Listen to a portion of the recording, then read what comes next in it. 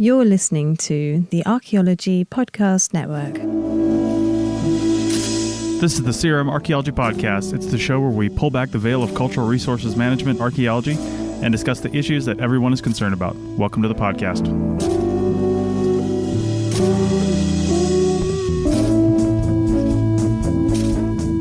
Welcome to CRM Archaeology Podcast. Wow, we're back. It's 2026. We haven't recorded since December. So I'm glad to be back. Yay, you sound so thrilled, Andrew. But so with me today is Renee. Hi. She's typically in Colorado, but right now you're in New Mexico. Farmington. Correct? What's up, everyone? And Doug in Scotland. Are you actually in Scotland, Doug? Yeah, I'm in Scotland. You're in Scotland. Rainy and dreary there right now? So, the last 4 weeks, yes. Today is our first day of sunshine. So, you happen to call it on the wrong day. Sorry, Doug. Keeping you from the sunshine. Andrew in Southern California.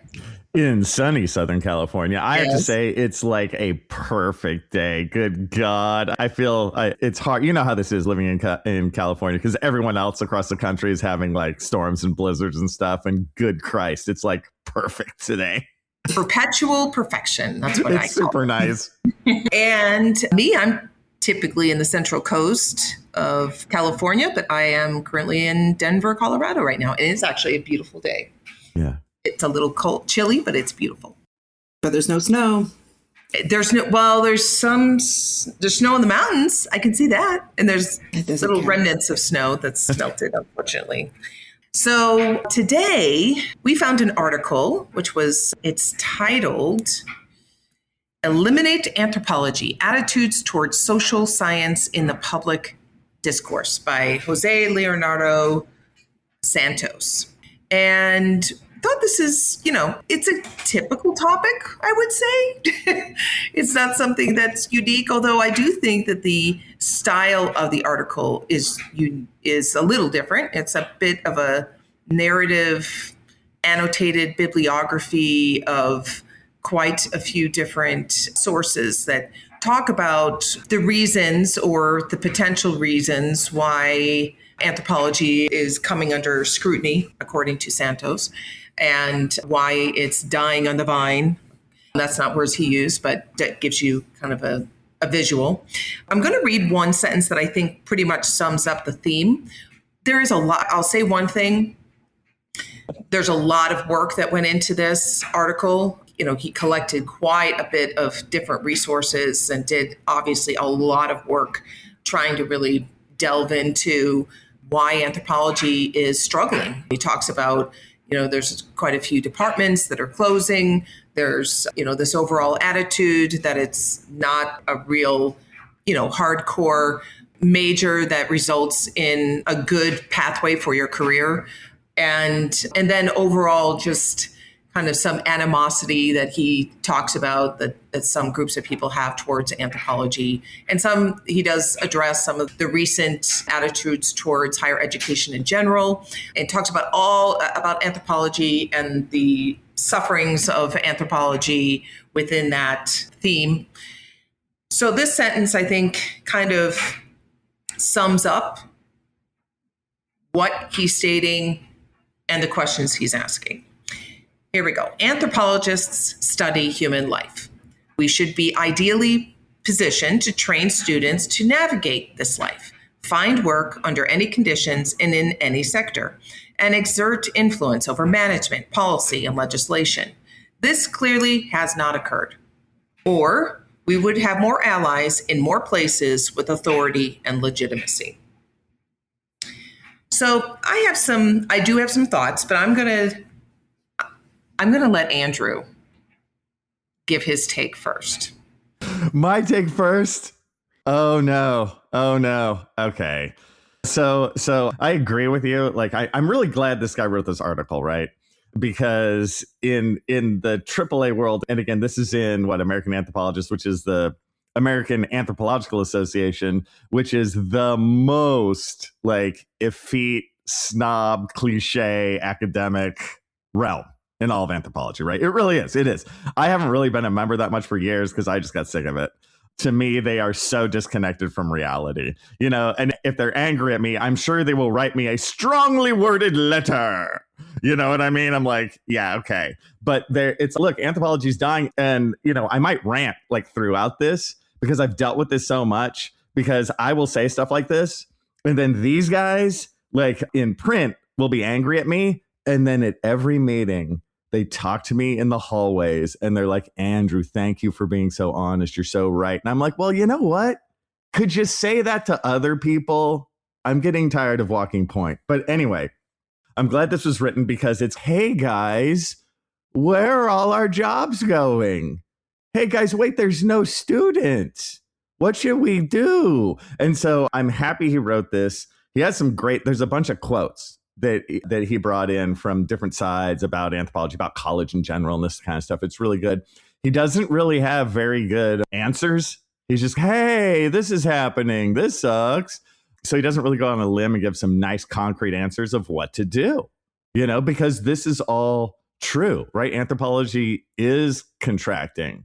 And to my mind, there's some real big changes that we need to make. But I just feel like this far side, this academia for academia's sake, they have they're 1,000 miles away from what really needs to happen. And to toot my own horn and the horn of Bill and a handful of other professors, I'm not alone, but it's rare. We're the ones making the changes. You wonder why nobody cares about anthropology? You start a YouTube channel.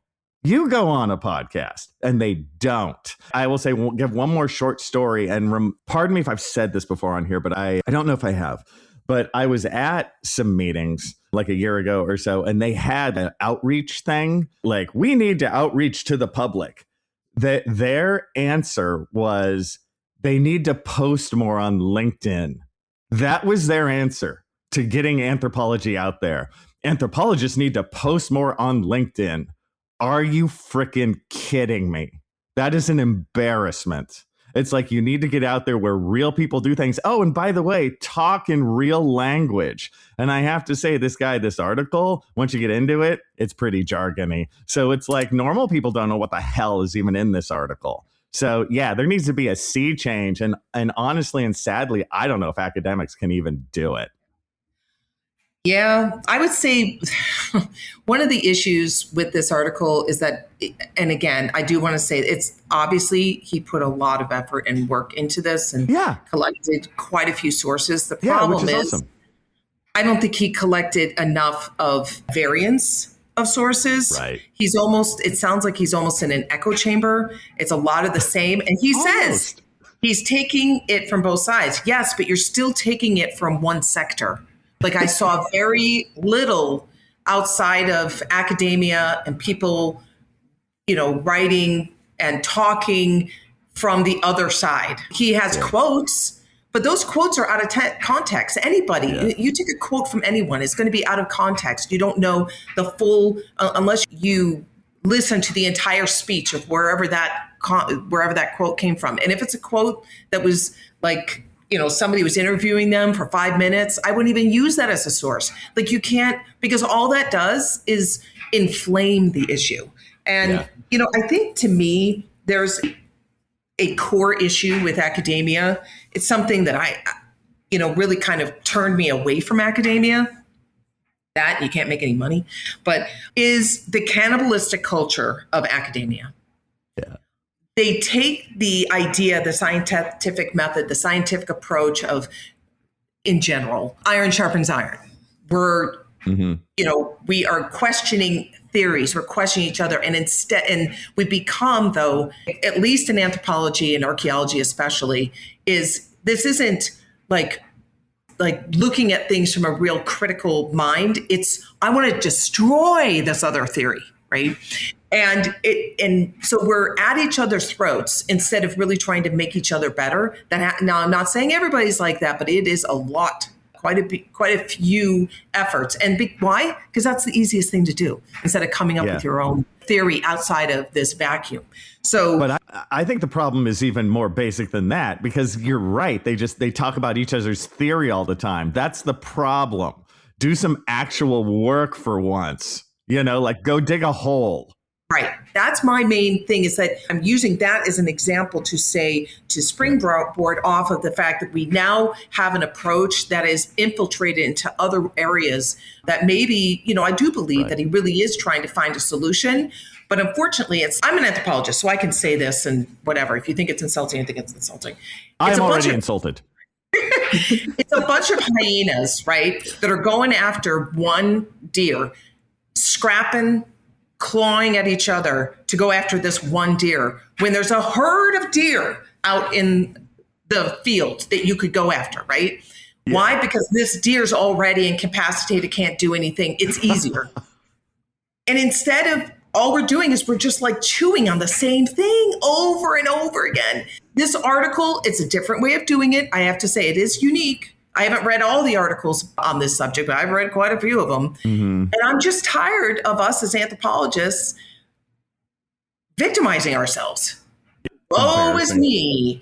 The ceiling is falling. There's all these issues, and it's everybody else's fault but our own. Yeah, and we won't change a thing. Don't you know? Don't you know who I am?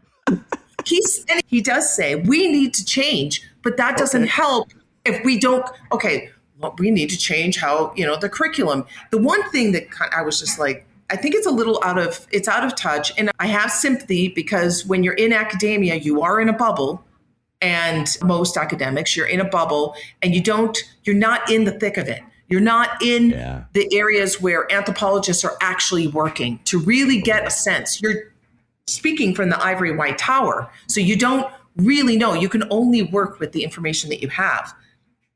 But one of the things is, we need to go and help people write resumes and teach them how to find a job. And I'm like, no, you don't. I know. There's programs in colleges that do that. Point them in that direction. You guys need to do like the real work, the work that what you were talking about, Andrew, and what Bill is doing to actually prepare them so that when I hire them and when Renee hires them, we don't have to train them from scratch like they've been in school for 8 to 12 years, and now we got to treat them like a high schooler because they don't know anything. Yeah. Renee and Doug, do you have anything to say? Yeah. Well, like our profession, we deal with people, and anthropology we need that because we learn about cultural relativity, ethnocentrism. If we get rid of that in the educational system, how do we understand people? That's what we do. We look at people. I've always had this like problem, like growing up when I said I wanted to be an anthropologist, and it's like, well, there's no money in this. Why would you do that? Type of thing. It's, well, we need it. Medical doctors need anthropology to understand their patients and their cultures. So it's always been a give and take, push and put. It's like, well, you're just liberal arts. Who cares about the liberal arts? Even like when working on pipelines, I get made fun of all the time. Like, why are you doing this? I'm like, so you run into stuff and understand, indigenous people. That's why we're here. And I'm educating you. So when you go forward in your pipelining career or whatever, when you run into stuff, I'm here to help educate you. So it's a big deal. I don't know. I've always had an issue with people making fun of, oh, you're just an archaeologist, or you're just an anthropologist. But there's a lot more to that than just. Yeah, I agree with you. I think that we create our own myths here. Actually, called pseudo-archaeology, your podcast, Andrew. I think you should do like a whole thing on pseudo-archaeology from our own myths about the practice of archaeology. We have created these myths saying you can't make money, you can't get a job, jobs aren't out there. Like every discipline has issues with people. There's always going to be people that can't find a job. There's always going to be people that aren't getting paid well. Right. And it's not necessarily about the discipline. There's a dearth of archaeologists. We don't have enough archaeologists, believe it or not, we don't. And we also don't have enough archaeologists that can really do good work and are able to, not be managed a lot. Yeah. They can really kind of plug and play, go here, do this work, and then you review it and it's, 90% there. Right. We don't have them. enough of them. I know. So I've said for years, like at Moorpark, like my numbers in terms of getting students employed are way better than a lot of the like trade degrees at Moorpark. you know why? Yeah. Because you give people that hope. So you're in your classes, you're telling them, listen, you're going to go and finish your bachelor's, and you may go on to, graduate school. Do not listen to your professors who tell you you'll never find a job in this. That's true. I will say sorry, Andrew, but it is academia's fault. I'm sorry. It is because you have people, these professors who have never stepped foot outside into the real world. And then they're in their little bubble of the educational world telling these, young professionals, there's no jobs, but you can still do this. They don't understand that there are jobs. There's plenty of jobs. Just because they have a tenure position, they don't understand. There's no tenure positions anymore that we know, it's all adjunct. Yeah. So, we do get students coming out of, a bachelor's and they're like, well, I should get paid this much. I'm like, who told you that? Number one, but they don't know. I feel like I'm always educating in the field, and that's me. And that's super, super common. That's the deal. It's like the education of the nuts and bolts stuff has moved to the CRM world. And I'm glad that people are learning in the CRM world, but I wanted to do our job on our side, because then it just ends up that aspect of college is pointless, But with that, it's probably a good time for break. Yeah. We'll be right back. Welcome back to CRM Archaeology Podcast. We are talking about the article, Eliminate Anthropology. It's a discussion, the challenges that we're having right now in anthropology in general. It's not a focus on archaeology, but obviously, as we all know, archaeology falls under anthropology in most, if not all, academic programs. And it has been a common discussion for at least as long as I've been in this field. We've talked a lot about some of the same stuff we've talked about many times on this podcast, but I'd like to talk a little bit about the aspect of academia in general and how there has been a turn where people are starting to question whether or not they need to go to college, and how that can be approached or, in light of CRM. And I would like to talk a little bit about why, because I'm really curious what everybody thinks about why there has been such a backlash, especially in the last couple of years, towards higher education. And again, I'd like to say my opinion is I think we're a victim, or academia is a victim of their own circumstances that they've created. And, he alludes in the article that I think he gives academia a little bit too much credit. He talks about how, academia is supposed to question things, supposed to look at, look at sometimes the underbelly, look at things that aren't comfortable to look at. Absolutely. I totally agree with that. But I do think academia has gone way the other direction. I think that they, in many cases, and I do believe this in anthropology, have abandoned the Socratic method, meaning the method of, forming a dialogue by looking at different perspectives and not just saying, okay, this is my perspective, this is the other perspective, and I'm going to demonize that other perspective while I elevate mine. The true Socratic method requires a equal parts discussion with two people who are two entities that are invested in learning from the other, not where you have your biased approach. Everybody's biased in some way. You have your biased approach and you are going to paraphrase the other side, but not be open to having the other perspective, any kind of consideration of the other perspective, no desire to learn from the other perspective, because all perspectives have some kind of value in them, even if in contrast they teach you something. But I do truly believe, and I'm curious what you guys think, that part of the ills in academia right now is that when you alienate a large portion of society and demonize that portion of society and promote that in a vacuum environment, a classroom, eventually that's going to come back and bite you. I agree 100%. Yeah, I mean, not quite on the same topic, but this goes back to this paper and this whole concept. I'm going to challenge that preface it that academia is in trouble. I'm also going to challenge the whole idea that anthropology is in trouble as well. I read the paper. It was a fairly common, God, where to start on this? Like, he pulls out a single quote, and this is, well, it's a fairly lengthy quote, but it's about how, anthropology, this is one of the critical quotes, and it's, anthropology is, what was it, 12th out of 16th worst major for money, and median income is like 38,000. Sorry, he mixed those in with like anthropology and something else, and they're the lowest of the 75 majors in the study, and yada. And I mean, they sell papers. Those are what those articles are for. I think this was like US Today or something, wherever he's pulling this quote from. Oh, CNBC, the 5 worst and best majors or something like that.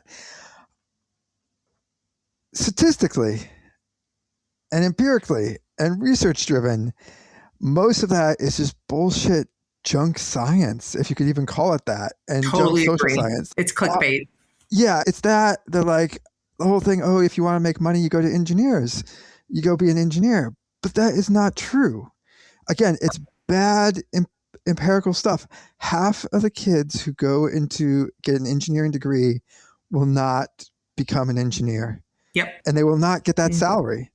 And it's, you've done that. It's all these things. Like, it's really bad junk science. And again, this whole like, oh, we're under attack, woe is us. Yes, politically, the politicians love to pick out groups and pick on them. That's what they do. But honestly, it hasn't. You're looking at the numbers, and actually, universities, higher education in the United States is not doing too badly. Like, you have demographic bubbles, and we hit a massive demographic bubble after late 70s all the way through the early 1990s. Number of anthropology students and professors and everything fell, I think, a third by a half. And that was just pure number of students. That was across the board.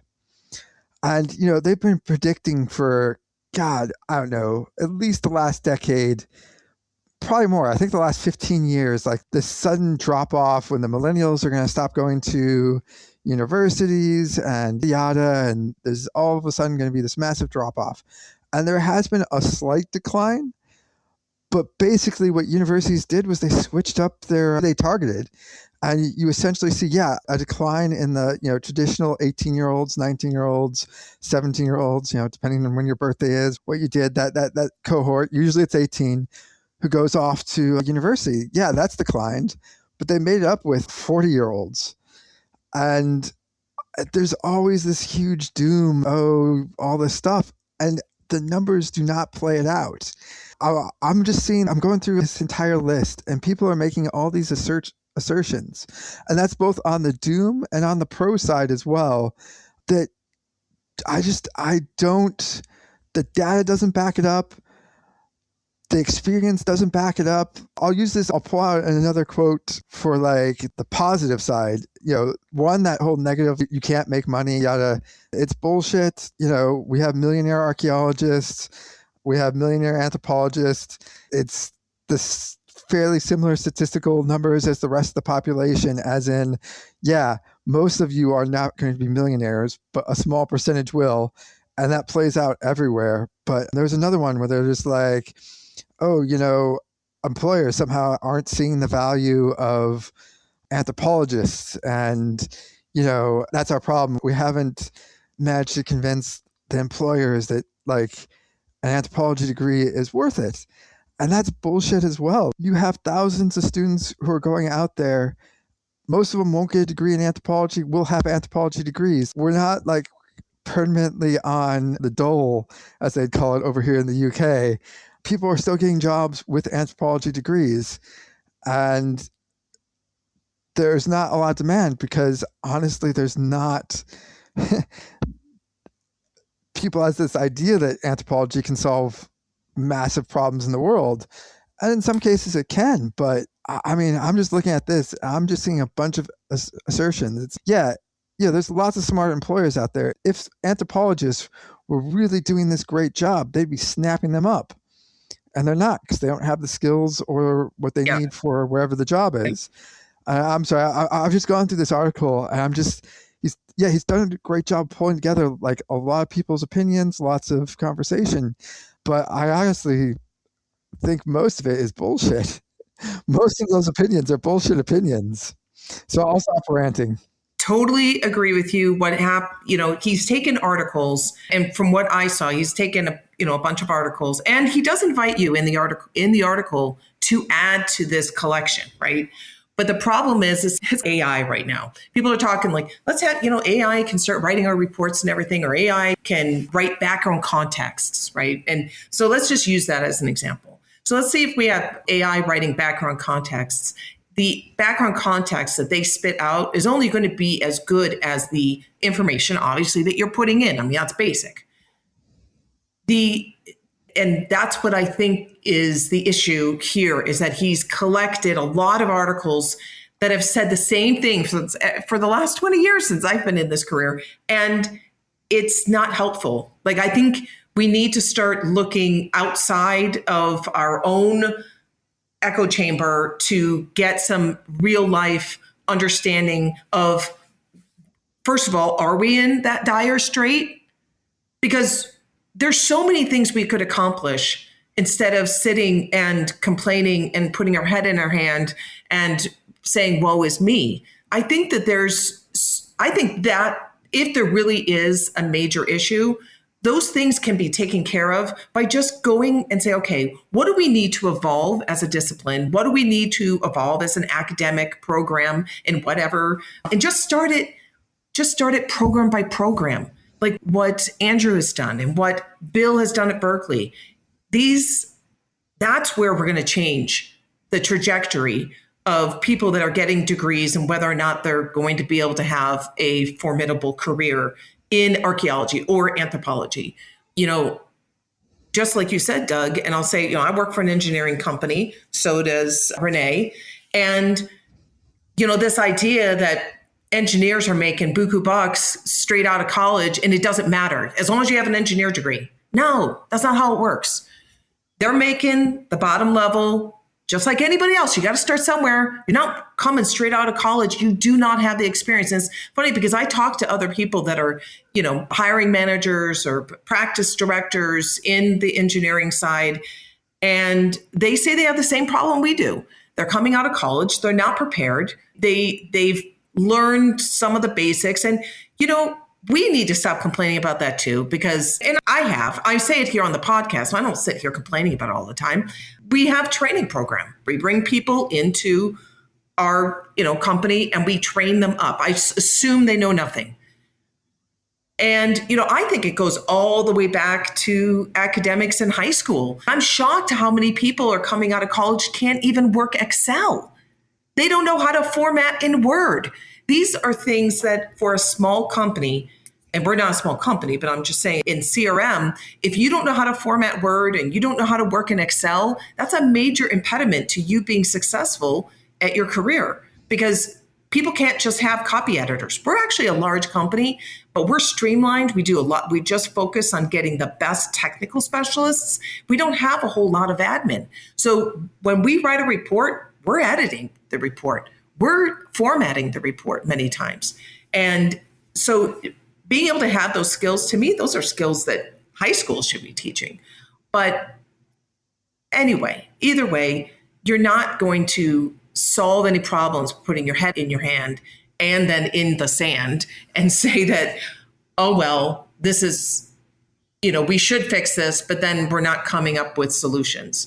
And that's my issue with this article, because what it does, unfortunately, is I guarantee you colleges are going to be using this. And I'm sure this gentleman who I looked him up, he is a professor of social science at Metro State.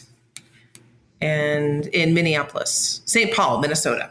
So, I'm sure that this article is going to be used by lots of academics because just like we in CRM are very busy, they see this, this article that speaks to something that they think is an issue, and then they throw it into the students' hands. And then I really wish that professors, just like those of us that, run practices in engineering firms or CRM firms, I really wish they would think before they give articles for students to ingest, because you are forming their knowledge base early in their career, and you have a responsibility to be building a good foundation for them. That's why, on average, I would put, and I don't know much about Bill's program, but I do obviously know a lot about Andrew's. So I would put Andrew's program against any program in the United States and say that he has more success stories of people actually getting work in CRM. 2 of them are on this podcast and hitting it out of the park. 1,000%. Why, thank you. Thank you very much. And it's because that's what I want. Because I didn't give a shit about academic jargony crap, and I never did. You know what I mean? So it's like I wanted success for my students. It sounds cliche, but it's that simple. And no, so that means a lot, you guys. I when I see my students succeed, it makes me feel good. But I do have to admit here that I may have had an aneurysm while we were talking, because I agreed with Doug yet again. What has I did happened? too, actually. What has happened? I must have. I don't know. I think it's been like 3 times in the last year. It is. Like, I think I can't feel my left side. I think something has happened. Okay, well, you know what? You know what that means? It's like how the gates of hell open up. Like, okay. I think is that one of the signs or something there? I think I'm so. pretty sure I think it is. Book of Revelations. I think all of this. us need to kind of just take a big breather. We're going to take a breath, because that was a lot to take in. It was. Agreeing with Doug, and was. we will be right back. Hello, welcome back to CRM Archaeology Podcast. We're third and last segment. We're talking about the article by Jose Leonardo Santos titled Eliminate Anthropology. It's a longer title, but we do have the link in our show notes, so feel free to read it for yourself. And Doug, I want to throw it to you. Yeah, so it's going back to a comment you just said at the end of the last segment. And the best way I've heard this described is 2 different models of sort of higher education. And one is the Marine Corps, and one is the beauty pageant. And I think the reason you're seeing a different outcome from Andrew is because Andrew teaches at a community college. And community colleges, there are still a couple of other sort of 4-year degree universities that do that as well. You end up with a more so on the sort of minority serving, historically Black universities and colleges tend to be on that sort of setup as well. And the Marine Corps is, the Marines take basically everyone. Obviously they don't take everyone. There's a few requirements, but essentially they take vast majority of anyone who wants to be a Marine, and they train them up to a basic standard. And that's their goal. That's their whole goal, is to essentially get someone to a basic standard of, wherever that position is in the Marine Corps. And there are universities that work like that. I'm going to use university, college, interchangeable. Yeah. Andrew is in that. Andrew is our drill instructor. Yes, he is there. And his thing is to get, his measure of success is to get as many of his students through to a basic standard and successfully graduating. That's his goal. Whereas other universities have what they call the beauty pageant. And you see that. So, Andrew, basically, anyone who wants to can apply to your community college. Am I not correct that there might be some basic standards, but essentially anyone can apply to your community college? Is that not fairly absolutely accurate? I think if you just killed a man, maybe not, but barring that, we take everyone, which is part of the joy. It's everyone. Yeah, so all you have to do is go. I want to hear a little bit more about what you're saying, because to me, that's still not a good argument, but I'm sure you have something about to Yeah, sorry, I'm swing follow. around. Because if you're able to take anyone and you have, there's no standards in who you bring into your program, and you still have more success than the ones that are more exclusive, how is that an argument? Well, so this is where I'm going with this, is the other option is the beauty pageant. And beauty pageants are all about picking people on their looks. And most other universities and the vast majority of anthropology programs are in this. They pick people on their looks. In this case, when we're saying looks, your GPA, your extracurriculars, test scores, things like that. But essentially, almost all of them pick people. And then the thing is, when you're picking the top people, so if you were to look at the Miss America pageant or whatever, or Mrs. America, or I'm not up on my beauty pageants, but all of those women are going to be successful in life regardless if they win the pageant or not, mainly because they are good looking, and empirically lots of studies have shown if you're good looking, things go better for you in life. So that's okay. So hold on. I mean, I get what you're but people are going to pick out like, the one beauty queen pageant person who ended up on meth. That's going to happen. I'm going to say the other thing. People in beauty pageants, first of all, I know people that are, they compete in beauty pageants. It's a lot of work. There's a lot of talent involved. And it's not necessarily if you look at them, it's how they're made up. It's how they present themselves. You don't necessarily have to be the most beautiful person in the world. It's how you present yourselves. And that is one thing that's lost in education. We have lost that in academia. We are not teaching students how to present themselves to hiring managers. That's part of the problem. And it's not just about writing a resume. It's how do I come across in a way that I am going to be a benefit to a company. And I don't care what people think, that is what you are. You are a money maker. You are capital to a company. So you have to present yourself in that way. And universities are not, first of all, giving them the skills to be able to present them in that way. And they're not teaching them how to communicate that they are that. So if you were to go and take all these beauty pageant people sometimes, and you look at models too, they walk in, they have no makeup, they're wearing sloppy clothes. They look like anybody else. It's how they present themselves that makes you have to sell yourself, basically. We might be overdoing this metaphor just a little bit. If I could swing, if I could swing back around, what the metaphor is basically saying is, Harvard picks the best. Does Harvard actually make a difference in their education? And this is the thing you actually find with a lot of the universities.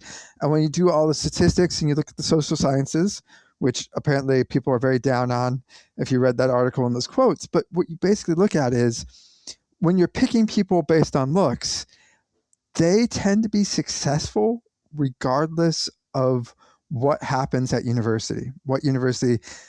Basically, where I'm going here is you have two different models. And with the university model, with the sort of higher edge, the exclusive one, what's basically happened is they've picked people who are going to be successful no matter what. And people think university has any effect on that. And what really has happened is instead of picking, the top 20% of the population, university is now expanded to, top 40, top 50%, depending on what state you are and all those things and generations. But most of those universities, they're not on the sort of marine model. They're not training people to a basic standard. So you're having people come out of university who are not being changed. Don't know shit. University. Yeah, who are not being changed. Yes. And so, but agree. I get what you're saying. Yeah, you're right. Yep. What you're wanting is two different models. And actually, if you're an employer and you're wanting those skills, and there was a big push to push community college, and then people poo-pooed it because it wasn't, a 4-year degree. And it's that stigma of, community colleges, yada, it's for, the poor people, blah, blah, blah. And in a way, it is, but it trains people up to a standard. And so, I don't know, like, people are complaining, but like, they're competing in two different markets. They're doing two different, very different things. No, but it all comes out the same. And it But, literally, yes, you got to realize that community college is also, it's like the main springboard to the 4 year. You do the first 2 years at community college, and you go to the second two of the 4 year. But I really nail the 4 year world because they really have just ended up not teaching jack shit anything. I want to read they a don't quote. need to. Yeah, they do. They Why? absolutely Why? need to teach. So tell me why. Because why do they not need to? Yeah. No, because that's what I'm saying. It's like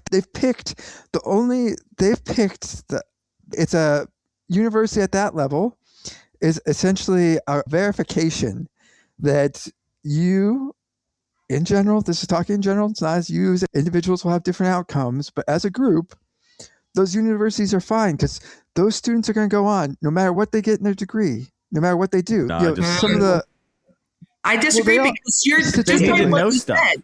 Not only do they need to know stuff, but you just said that they have opened up to now the top 50%. So now those top 50%, they're still not going to be successful. The person that's going to be successful, which is probably exactly what you're saying. So maybe we're cross talking here, but people are going to be successful. Those that are going to be successful are going to be successful because of their mindset and because of their work ethic. And some people it's luck, but mostly it's the work ethic, it's the mindset, it's the fact that they are going to that they are invested in their own improvement. Those people are going to be successful whether they go to Harvard or they go to the local CSU. They are going to be, or if they can and they can do it and there's no impediment like a degree is required, they're going to be successful even if they don't go to college at all. And that's where, I think it's not this thing, this or that. This idea that we should be encouraging people to go to trade schools. Absolutely, we should be training people to go. There's no reason somebody should be going to be a bricklayer and going to college to be a bricklayer. That's stupid. There's great jobs out there. There's a quote I want to read from his article, and it's really short, but he picked this quote. It's from the Heritage Foundation, which is super right-leaning, right? And he picked it because I think he wanted people to go, oh, gods, I can't believe this is so right-leaning. But watch, here's the quote. The next president should promote educational opportunities outside the woke-dominated system of public schools and universities, including trade schools, apprenticeship programs, and student loan alternatives that fund students' dreams instead of Marxist academics.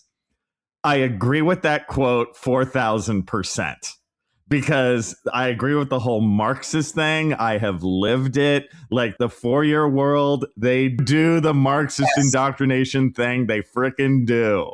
And we need to take that critique as academics and be like, gee, we do that a lot. But instead, they all bitch and moan about it and act like they need to just keep doing it business as usual. So what is truly happening is I teach them real skills and specific skills. And this isn't just basic stuff, right? It can be quite complex things. I teach my students real things and they go to the 4 year world and they learn bullshit. And they have told me I have dozens of first-person accounts where they come to me and they go, Andrew, I learned everything in your class. You're in purgatory for 2 years, right? And then you can go get your career. And what a waste of money. And I'm not saying don't go to college, but I'm saying go to colleges that give you a good skill set, a good upper division skill set. How dare they waste our time on this Marxist horse shit? I'm so sick of it. I feel like I wasted my time in the 4 year. 100%. Yeah. Community college molded me to where I'm at today. And I would say I'm pretty damn successful if it wasn't for community college. I know a ton of people who went to the 4 year and they're not successful at all. Or PhDs. Yes. Yeah, it's a waste of time, but you are the master of your own destiny. You have to lift the veil from your eyes and say, I don't know this. I need to go do this. I don't know how to do Excel. Well, I go find that skill set. You just ask. It's not like I'm going to rely on these professors because we're going to bow to them because they're so educated. No, they get to go home and not worry about shit. You as an individual have to create your own destiny. As I said again, you have to go do it. You can't rely on anybody. Yeah, so I think this is where I think I'm agreeing with you guys where I'm going. And so this is back to this article where he essentially is both the positive people for anthropology and liberal arts, and both the negative people both agree that the system's broken. And then I think both agree that technology is going to save us, and both agree, basically both positive and negative, everyone's agreeing that the system's broken. And I'm going back to like our first segment where, Heather, you talked about how that's a problem with academia, where like, yeah, it always has to be the worst, and you always have to like tear down, and it always has to be like a massive problem and stuff like that. I kind of feel like this article is like a tea leaf article where you're pulling together everything you want. Anyone can see what they want to see out of it. Right. And, you know, I am not actually sure. I'm going back to the prefaces that like, is higher education actually broken? Like, community colleges are serving a lot of people and building up a standard. And a lot of people who are going to like 4 years are going to be successful regardless of the influence of university, which I think we're all kind of agreeing, maybe not 100% on the details there, but in that like certain people are going to be successful, and that can be an attitude thing. That could be a background where, yeah, they're going to college because they're a trust fund kid and they're going to have a good time. And then when they're going to get out, they're going to be fine because they have a trust fund. You know, like there's a lot of ways of success there. I'm going back to this very prefaces of this article, and where there's some sort of problem. I'm not sure actually there is a problem. I think. Oh, there is. But I mean, go ahead, Doug. Yeah, like I mean, like I'm agreeing with you. Like with Andrew, like if I was to design, if I had the control over all of higher education anthropology, like I would completely design. I would rip it all out, redesign it 100% differently. But I would not. I actually don't like the word broken. I don't think academic college is broken. I just think it's stupid. You know, it could be fixed in a weekend if they wanted. But I'm not sure I think you could, but I'm not sure if they want to. I'm not sure if there's actually that pressure. Like everyone talks about, it's broken, but is it? Like people are still going through university. Yeah. They're still having careers. Yeah. They're still doing well. Even if they're not in anthropology, they're still making money. If they're in anthropology, they're still making money. Like, I've seen a lot of these. I think there's definitely better ways of doing it. But is that better way going to actually make a difference? If we train everyone like they're in community colleges and everyone came out with skills, well, we're training. Yeah, but we're also training like so many more than there are jobs. Like, we're really not. Like Heather said, since for the most part they train no one. Hey, it would be nice to get a couple more people in here because archaeology, CRM specifically, is dying for needing people for jobs. You know, yeah, so I'm exhausted. It's very difficult to get. You really are, and this is not just like hyperbole or whatever. People come. I don't think I've had maybe one in the long time that I've been hiring people that have been able to really kind of start and have been great right off the bat. Obviously, everybody needs to learn things, but we are talking like we're dealing with people that cannot write. They can't write. They don't know how to use Excel. They don't know how to critically think. They don't know how to, like, I teach you something in one, like I go and I take the time to review what you wrote and to give you nuggets and reasons why you need to look at something differently or why I made the revisions I did. And then these same people cannot take that concept and extrapolate it to writing something, the next thing that they write. And I'm not talking about like apples to apples. I'm talking, and sometimes they can't even do that. They can't take the criticism either. That too. Yes, that too. And I'm trying to help you. And the way I say it, I'm very nice in my revisions. I'm super nice. But they can't, they just are not critical thinkers. They're not being taught how to critically think. And that is what I think goes back to the Socratic method. If universities were using the Socratic method and not having everybody come in, and they are indoctrinating. I don't care what people say. They are indoctrinating. Totally. And it doesn't matter where I sit. I have seen it. I've seen it when I was in college. I've seen it with both my kids when they went to college. My son he was a physics major. There's no freaking reason they should be talking about politics and indoctrinating them in Marxist theory in physics. That's ridiculous. I mean, it shouldn't be done. I love that the only argument you can have is how good Marxism is. You have to argue back and forth about how great it is. I think it's mostly great. I think it's really great. And if you even say something like, I have done this, you guys know me, and how do you think I was in these classes? I would bring up the most like kindest little, this part sucks. They would be silent for 5 seconds, which is an eternity when you're in a room, and then they would act like I didn't even speak. Like they can't take criticism. It's crazy. And they're all about the critique. Yeah, it's not about, and yes, I think that's wrong. The indoctrination thing is wrong. Yeah. To me, though, because that to me shows an agenda that's outside of what their role is supposed to be as academics and professors, preparing people to get a job and be successful. But to me, you're not exercising their brains. Without having that approach of having critical thinking and being able to take in that other perspective, you are not exercising, you're not helping them understand how to make their argument. Yeah, if you are giving them the argument and then you're just saying, this is how you make the argument, you go and take a hammer and smash people over the head with it and tell them they can't argue with you. That is not, it's bad when it comes to arguments, but it's also bad when it comes to exercising the muscle of critical thinking. And that goes into them not being able to take the revisions that I make on their record search section in a report and being able to take those and now extrapolate them to other parts of the report or to even the next record search section they write. Can I stir the pot before we leave? Always. You specialize. I think it's sort of tea leaves here. Like, in a sense, okay, there's a problem, but CRM is still happening. We're still doing things. We're still excavating. We're still surveying.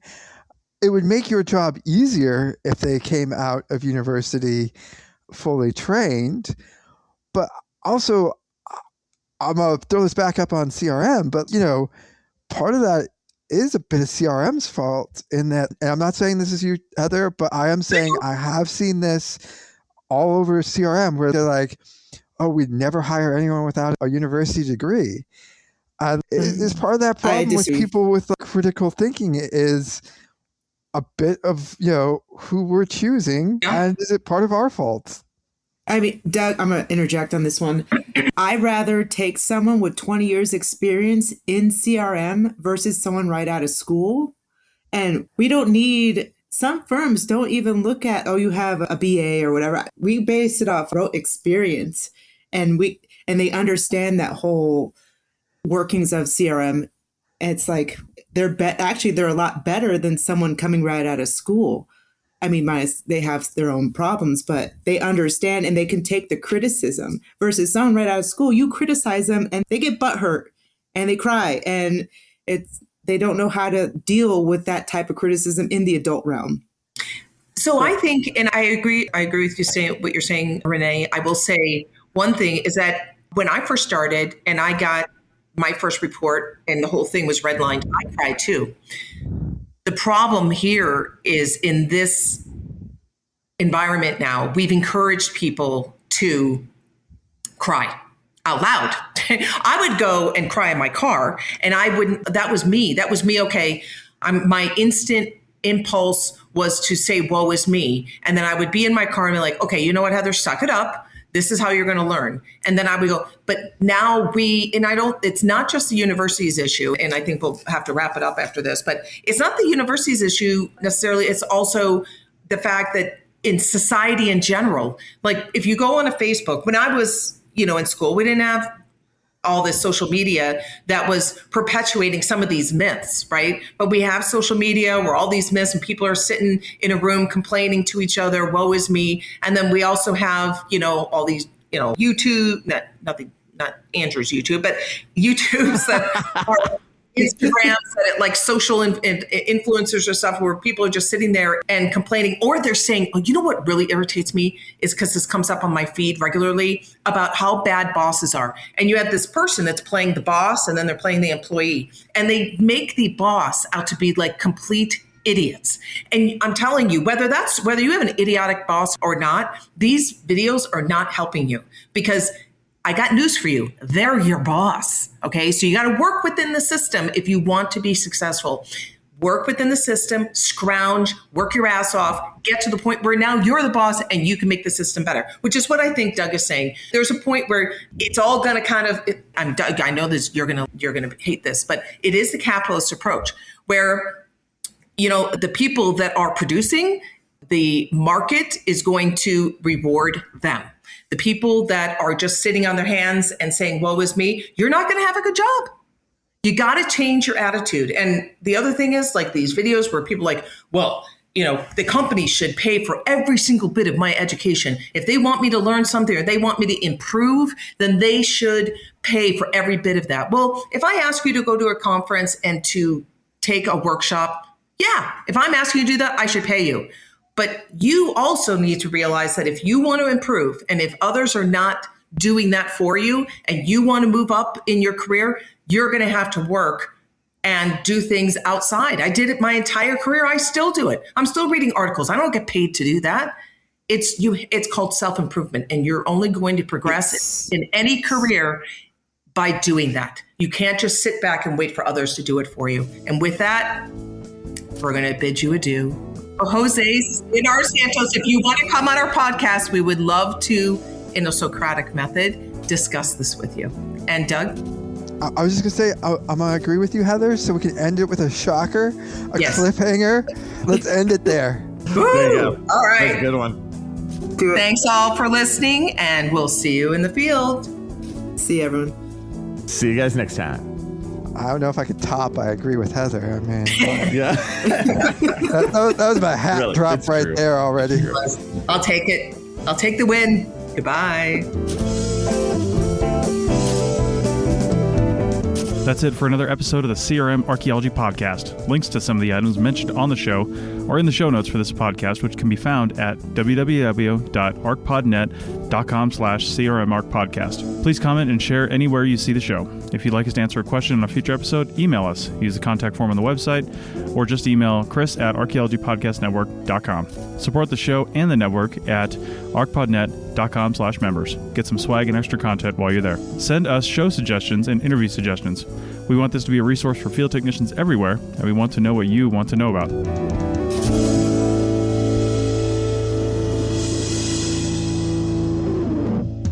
Thanks for listening to this podcast. The Archaeology Podcast Network's chief editor is Rachel Roden. Our executive producer is Ashley Airy. Our social media and newsletter coordinator is Matilda Siebrecht. The APN was founded by Chris Webster and Tristan Boyle on December 1st, 2014. We're supported by our amazing podcast hosts, many volunteers, and listeners like you. Check out membership at www.archpodnet.com/members. This has been a presentation of the Archaeology Podcast Network. Visit us on the web for show notes and other podcasts at www.archpodnet.com. Contact us at chris@archaeologypodcastnetwork.com.